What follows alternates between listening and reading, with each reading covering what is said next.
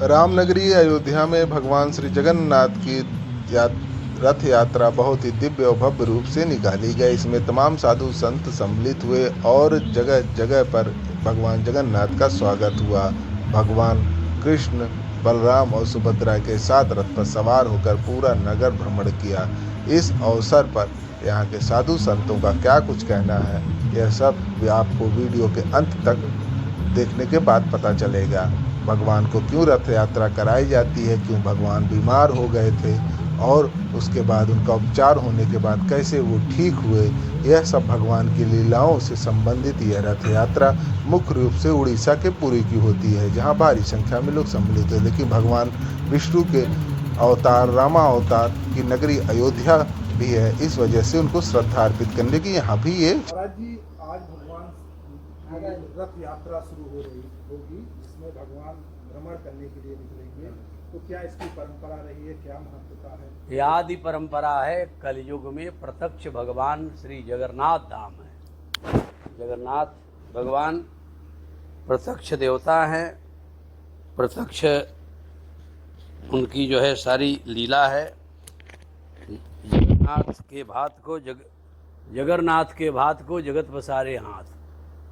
और आज जगन्नाथ भगवान की जयंती और विशेष रूप से उनका भव्य शोभा यात्रा, मंगल यात्रा, रथ यात्रा के नाम से पूरा विश्व को दर्शन देने के लिए जगन्नाथ भगवान आज प्रत्यक्ष में सामने प्रस्तुत होते हैं जगन्नाथपुरी में। आज वहाँ के आदि परंपरा के अनुसार वहाँ के राजा स्वर्ण के झाड़ू लगाकर वहाँ भगवान का स्वागत में तत्पर रहते हैं, खड़े रहते हैं। वहाँ की आदि परंपरा है। वहाँ के राजा प्रमुख रूप से जगन्नाथ भगवान ही हैं, लेकिन उनके प्रतिनिधित्व में राजा जो होते हैं वो सेवक के रूप में रहते हैं। उसका परिचायक बनकर आज स्वर्ण सीख के झाड़ू से सामने साफ करते हैं। भगवान के आगमन का बाट जो होते रहते हैं और भगवान के श्रृंगार, भगवान के राजभोग, 56 भोग, 3600 व्यंजन के साथ में विशेष महाप्रसाद जगन्नाथ के भात को जगत पसारे हाथ की शैली में भात का महाप्रसाद का विशेष वहाँ महात्मा है। वहाँ एकादशी भी नहीं की जाती है। जगन्नाथ भगवान के प्रसाद की वो महत्ता है। भगवान के प्रसाद जरूर पावें। कोई भी ऐसा दिन नहीं है जिस दिन भगवान के श्री प्रसाद का सेवन न किया जाए। इसी को दृष्टिगत करते हुए एकादशी को भी, जो कि अन्न वर्जित है, लेकिन जगन्नाथ भगवान के श्री प्रसाद अन्न में नहीं है, अन्न से अनंत गुना ऊपर है, ये मानकर भगवान के श्री प्रसाद का सेवन करते हैं। उन्हीं की आज जल यात्रा, शोभा यात्रा है, रथ यात्रा जिसको बोलते हैं। अयोध्या में भी, सभी धामों में भी आज भगवान की यात्रा इस प्रकार से निकलती है। अयोध्या में जगन्नाथ मंदिर और कई मंदिरों में आज भी आदि परंपरा, उसी परंपरा को वो जो है सत्यापित करने के लिए वो यात्रा निकलती है। अहमदाबाद में जगन्नाथ भगवान के विशाल मंदिर है। अहमदाबाद गुजरात की राजधानी है। वहाँ सारे मंत्री संतरी, वहाँ के जितने भी नेता अभिनेता हैं, जितने भी भक्त लोग हैं, सब उस यात्रा में अपने आप को जोड़कर यही मानते हैं कि हम लोग जगन्नाथपुरी में हैं। जगन्नाथ भगवान के मंदिर से यात्रा तो निकलती है अपने नगर में, लेकिन ये स्वीकार करते हैं कि जगन्नाथ भगवान के साथ की जो यात्रा है वो जगन्नाथपुरी के द्योतक बन करके वहाँ सभी लोग सम्मिलित होते हैं और सब भगवान से आशीर्वाद लेकर, दर्शन लाभ लेकर, प्रसाद लेकर अभिसिंचित होते हैं और अपने जीवन को धन्य मानते हैं। जय श्री राम। मैं रसिक पीठाधीश्वर महंत जन्मेजय शरण, श्री जानकी घाट बड़ा स्थान अयोध्या, जो रसिक उपासना की मूल आचार्य पीठ है, यहाँ से इस रथ यात्रा में, मंगल यात्रा में, शोभा यात्रा में आए हुए सभी भक्तों को, सभी संतों को, धर्माचार्यों को, सभी के प्रति मंगल कामना करता हूँ और सभी से प्रार्थना करता हूँ कि यात्रा में, रथ यात्रा में सम्मिलित होकर अपने जीवन को भी आह्लादित करें, कृतकृत करें। जय सिया राम। महाराज जी, भगवान बीमार हो जाते हैं, उसके बाद भगवान भ्रमण पे निकलते हैं, तो क्या लीला है भगवान की? भगवान क्यों बीमार हो जाते हैं और उसके बाद ये रथ यात्रा होती है? इस पे क्या भगवान का संकेत या क्या होगा? भगवान ये 4 युग होते हैं। सतयुग का जो धाम है वो बद्रिकाश्रम माना जाता है। त्रेता का धाम जो है वो रामेश्वरम माना जाता है।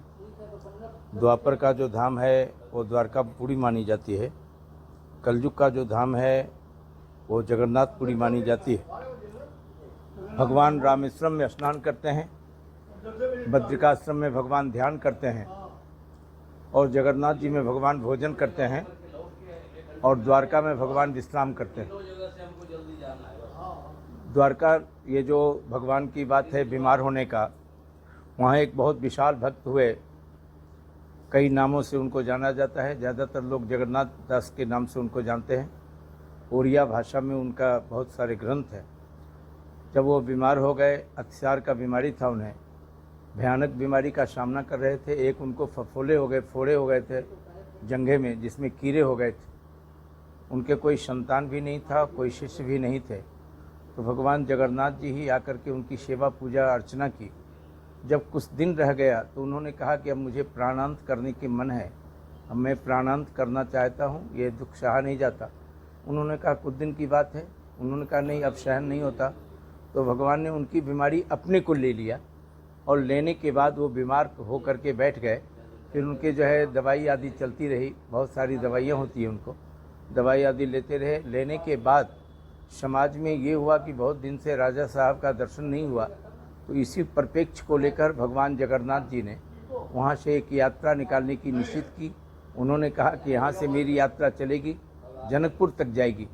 जनकपुर तक जाते हैं, जिनको उनका ससुराल कहा जाता है, वहाँ तक भगवान जगन्नाथ जी जाते हैं और पुनः आते हैं। फिर लक्ष्मी जी का उनका थोड़ा आपसी पारिवारिक विवाद संवाद होता है, जिसमें लक्ष्मी जी को मनाया जाता है उनकी मौसी के द्वारा, उनके मामा आदि के द्वारा साक्षी दी जाती है।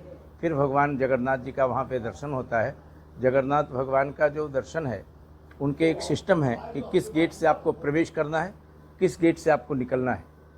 जहाँ पर वहाँ भक्ति सार सिद्धांत के सर्वोच्च सिद्धांत पुरुष जो गोस्वामी जी थे, तो वो जीव गोस्वामी, काठित गोस्वामी आदि जहाँ पर उन्होंने दर्शन किए, वहाँ एक अलग आश्रम बना हुआ है जहाँ बरकत के झाड़ हैं। उसी में गणेश जी का चित्र बना हुआ है लकड़ी में भी। वहीं पर जाकर के उन्होंने साधनाएं की थी। और ये जो एकादशी की बातें हैं, तो लोगों में ये संदेश था कि एकादशी बहुत आक्रामक है। तो भगवान ने कहा कि कलयुग में एकादशी की मान्यता मेरे धाम में नहीं होगा। भगवान के लिए एकादशी नहीं होती है, एकादशी हमारे और आपके लिए होती है। एक ग्रंथ है जिसका नाम है राम रश्कावली। इसी आश्रम की शाखा है, वो रीवा बगिया के नाम से जो जाना जाता है। रीवा नरेश थे, उन्होंने भगवान की प्रसाद की अवहेलना की थी, जिसका परिणाम पूरे शरीर में कुष्ठ रोग हो गया था। फिर भगवान ने स्वप्न दिया कि मेरे मंदिर के पीछे भाग में एक कुत्ता मरा पड़ा हुआ है, उसके दांतों में हमारे प्रसाद फंसे हुए हैं, उसको निकाल के खा लो, तुम्हारा रोग खत्म हो जाएगा। तो उन्होंने खाया और खाने के बाद जब संपूर्ण शरीर के कुष्ठ रोग दूर हो गए, तो उन्होंने अपने एक ग्रंथ जो राम रश्कावली नाम का भक्तमाल है, उसमें उन्होंने लिखा, जगन्नाथ के भात को जगत पसारत हाथ। जगन्नाथ जी में आज भी कई टन सामग्रियां बनती है, उसमें 500 रसोइया रहते हैं और उनका जो भोजन बनाने का सिस्टम है मटकी में ही बनता है, उसको अटका बोलते हैं। तो भगवान जगन्नाथ जी का बहुत महत्व है और अयोध्या ही नहीं, संपूर्ण भारतवर्ष में ही नहीं, संपूर्ण विश्व में जगन्नाथ भगवान की यात्रा निकलती है। धन्यवाद।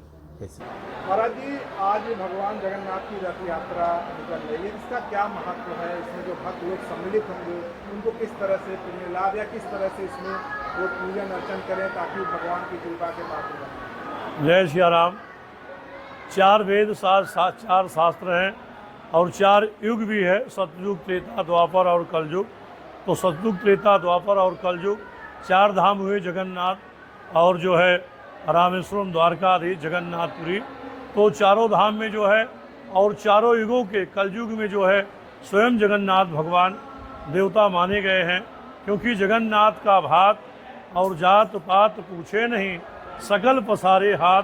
तो जगन्नाथ भगवान स्वयं कलयुग के देवता हैं और आज जगन्नाथ भगवान का जन्म महोत्सव मनाया जा रहा है, जिसके उपरांत जगन्नाथ धाम में आज लाखों की संख्या में श्रद्धालु और जगन्नाथ के भक्त जो है भगवान का शोभा यात्रा निकाला जाता, जिसको रथ यात्रा कहा जाता है। जगन्नाथ के राजा स्वयं सोने के झाड़ुओं से जो है सड़कों को साफ करते हैं, झाड़ते हैं और भगवान की प्रतीक्षा करते हैं कि जगन्नाथ भगवान कब पधारेंगे। स्वयं भगवान जगन्नाथ अपने धाम से निकल करके और लाखों भक्तों के साथ वो शोभा यात्रा जो है रथ यात्रा निकाला जाता है।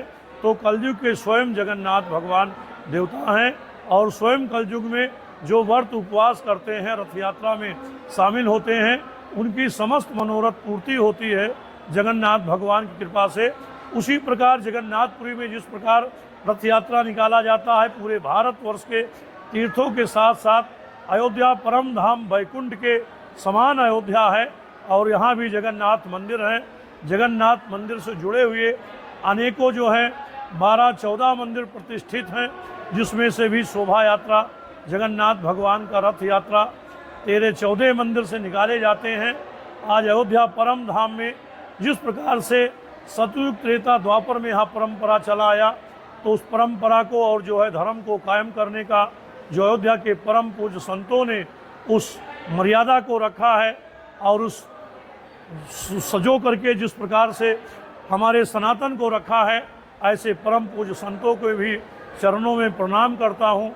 आज शोभा यात्रा का बहुत ही जल्द प्रारंभ होने वाला है। संध्या को लगभग 3 बजे से अयोध्या के राम पथ मार्ग और भक्ति पथ मार्ग होते हुए सरजू नदी राम घाट होते हुए अपने अपने स्थानों को सभी भगवान का शोभा यात्रा रथ यात्रा पहुँचेंगे। वहाँ विशेष रूप से आरती पूजन बंदन होंगे। उसके उपरांत प्रसादों का वितरण किया जाएगा। भंडारा भी विशेष रूप से रखा जाता है। ऐसा मर्यादा कायम अयोध्या के परम पूज्य संतों ने भी अयोध्या में रखा है। ऐसे परम पूज्य संतों के चरणों में बारंबार प्रणाम वंदन करता हूँ। जगन्नाथ भगवान के शोभा यात्रा रथ यात्रा में शामिल होकर के अपने जीवन को धन्य करें। संतों का आशीर्वाद, श्री सीताराम जी का कृपा रहे, जगन्नाथ भगवान जी का कृपा रहे। राजेश महाराज, अध्यक्ष अयोध्या तीर्थ पुरोहित, धर्मार्थ सेवा ट्रस्ट अयोध्या धाम। जय सिया राम।